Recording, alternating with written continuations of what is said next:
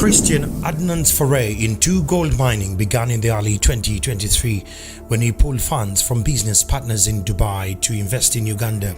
A man well acquainted with the country after working in the oil and gas sector across the Albertine sub-region between 2010 and 2012 with Tal Oil. Christian felt he had made enough contacts to thrive in the gold trade. Perhaps he expected a windfall, but like the metaphoric phrase, not all that glitters is gold. Christian says that he was encouraged to invest in the monkey gold trade by a man he claims to be his friend, Arndt. But little did he know that he was being duped by a cartel run by professional cutthroats that controlled the gold trade underworld. In 6 months, Christian had lost $1.5 million equivalent to 5.5 billion Ugandan shillings to the cartel. Today he fears for his life. Christian claims that the dealers who are connected to powerful individuals have promised to harm him should he dare return to Uganda. He's facing charges filed by his business partners seeking to recover their funds. Worked with Ronald at the time Tal Oil. I was working for Tal Oil a long time. Yeah. And let's start. So this is when the entire operation started to unfold, with Ronald ultimately acting as facilitator to receive the money in his company and introducing me to Musoke. Christian is relying on documentary evidence which includes videos of the transactions he secretly filmed, including footage where he is visibly seen paying the dealers in the dollar currency, payment receipts, sales agreements and forged documents, including some purported to have originated from URA and the Commissioner for the Mines Department at the Energy Ministry. NTV, which has seen the videos, could not independently verify the authenticity of the footage. This is George, the clearing agent. Say hello, George. Hello, Mr. Christian. I'm with the fellas in Dubai. Okay. Here is the 4 tons.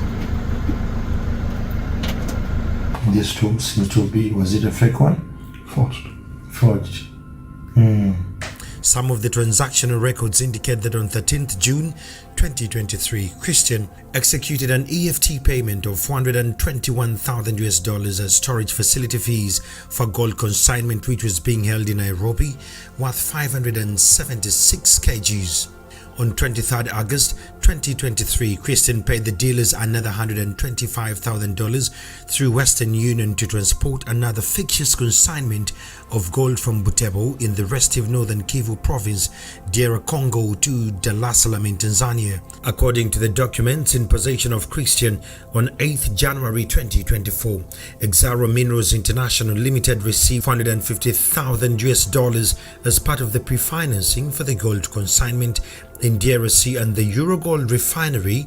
On 16th of April 2024, received another $187,200 from Christian through Hawala Money Transfer, which operates parallel to traditional banking, financial channels and remittance systems. Christian accuses a lawyer, Peter K. Musoke, of being involved in the deal alongside 2 gold farms, Exaro Mineral Limited and Eurogold Refinery. So the due diligence on Shinobi Musoke and Partners is flawless. There's nothing to say about.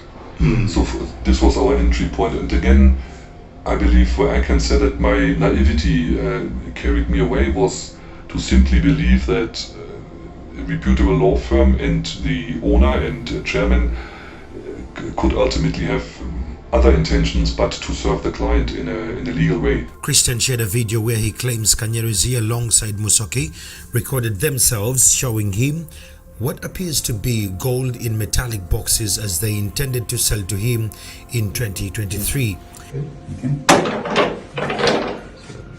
NTV could not independently verify the content of the video and be able to prove its authenticity, but in a letter addressed to the president dated July 4th, 2024, Christian writes, unquote, "Prior to my travel to Uganda in search of the new gold supply chain, I had been in touch with Mr. Ronald Kanyerezi. He informed me that a one Mr. Peters Musoke SC had a steadily supply chain in Uganda, Tanzania and Kenya.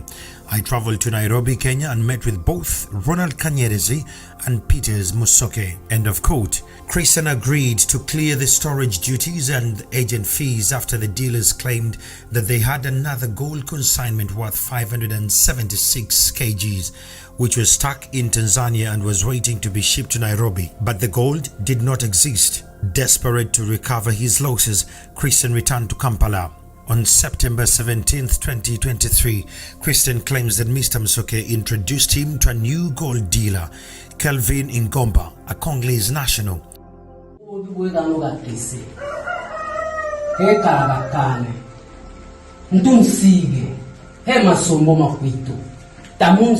Luckily, Christian, claims that he recorded this meeting with secret cameras. During the meeting, Mr. Christian claims that Mr. Musoke said that he had Mr. Ingomba's two gold consignment. One was between 307 kgs and 523 kgs, and the other one was 215 kilograms. Christian says that he was told that one of the consignments was in Butembo in the volatile northern Kivu province, eastern DR Congo, and required $125,000, approximately 464.9 million Ugandan shillings, to be transported to Dar es Salaam. Christian says he instantly paid the transaction fees with the promise that the money would be reimbursed. Here I have this guy in the Congo, and he wants to move another, I think it's 527 kilos from the Congo to Dar es Salaam.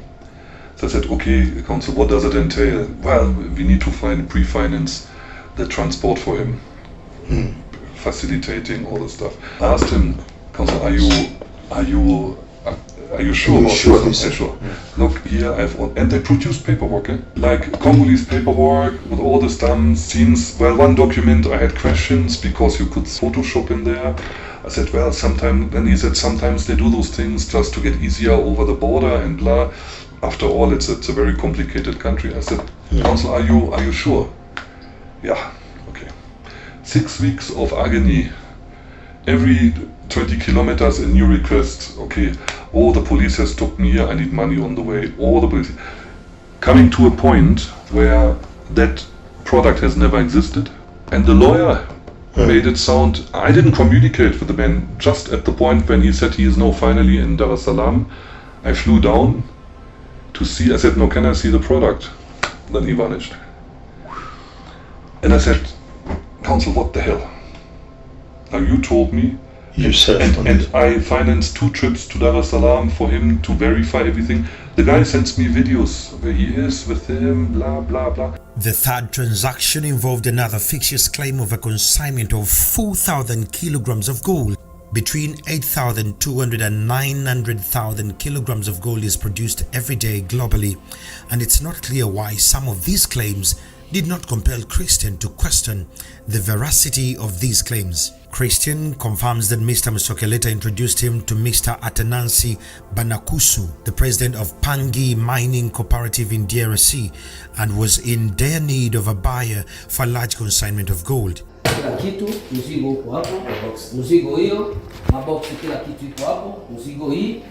According to Christian, the third transaction involved 2 firms, Exaro Minerals Limited and Juro Gold Refinery. But Christian claims that this was another layer in this web of deceit. Christian's ordeal with the dealers escalated to a point where his life was threatened. So we are going to the speaking apartments in Kololo. Guess who shows up? No. And say, these are my guys. I'm just here, you can deal carefully, I will make sure everything goes in accordance to plan. And we had a 30 minutes conversation. At this moment I knew already, I just stayed entirely quiet and didn't say anything. But first of all, I knew there's nothing. Yeah. Second of all, if there would be anything, why someone like would need an investor for me? He can get any paper in the world. Yeah. He goes to URA and says, sign me this one, have this out. And that was the moment where I said, no, it's the end. The dealers warned him that they had close ties with powerful individuals in the state and he would pay a high price if he returned to Uganda. Christian is now facing charges filed by his business partners in Dubai. NTV has learned that the lawyer Peters K. Musoke appeared before the Minerals Police Department in Entebbe on August 27, 2024, where he recorded a statement. Sources at the police revealed to us that the lawyer acknowledged knowing the investor but denied defrauding him, saying that he only played a fringe role as a facilitator. Facing pent-up frustration, the German investor on July 23, 2024 petitioned Brigadier Henry Soke, the anti-graft czar at State House Anti-Corruption Unit, claiming that he had been scammed 3 times.